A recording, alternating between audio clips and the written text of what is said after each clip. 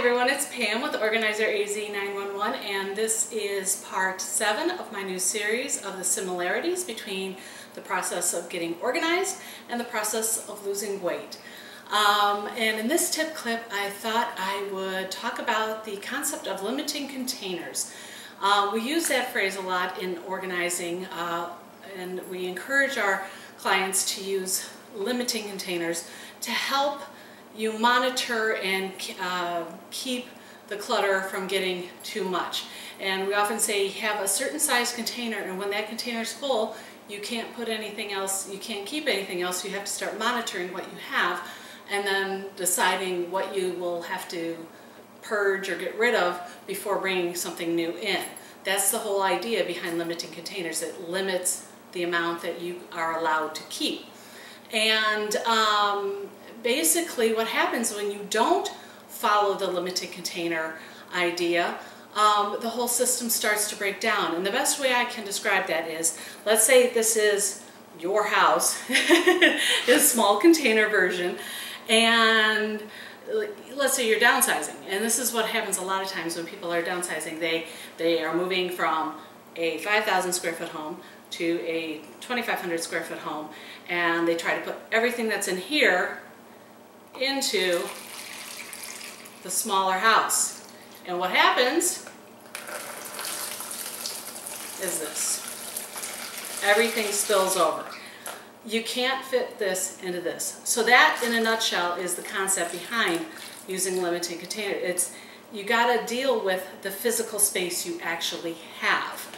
Okay? And this is also, you know, you can see it, let me just put this over here. That goes for other things like with paperwork and home office organizing. A limiting container is this bin, saying, okay, this is going to be my in bin, and I'm going to take care of all the paperwork that falls into this. The problem is, we try to put something like this in it, and then it's falling out, it's tipping over, it's not fitting the limiting container we gave it. Okay, so that is the idea, the whole idea in a nutshell behind limiting containers. It makes you, it's supposed to prevent you from accumulating too much. Okay, now that's the organizing side. The way this pertains to weight loss and getting healthy is that our bodies are our limiting containers. And what happens when we put too much into our body is that it starts, for lack of a better term, spilling out over the sides. And the system breaks down, much like this would break down where the papers are falling, or much like the water spilling over that container. What happens is the function of it falls apart as well. And when you gain, like I did when I was 150 pounds overweight, I put 150 pounds too much into my limiting container. What happened was not only did the fat spill out all over the sides, but the function of my body started to break down. My knees weren't working well, my back hurt, I had all these aches and pains, I was out of breath. So the whole idea behind the function of whether it's your body or an area in your house, it breaks down when you don't honor those limiting containers that you get.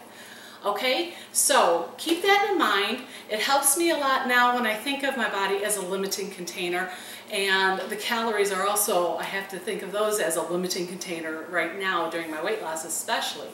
So if you keep in mind your limiting containers and you stick to that, you should have success either in the getting organized realm or the weight loss realm. Okay, I hope this tip helped. For more tips, please subscribe to this YouTube channel. Follow me on Facebook, like me on Facebook, follow me on Twitter for more daily organizing and weight loss tips. Okay, I'm Pam with Organizer AZ 911. Catch you next week.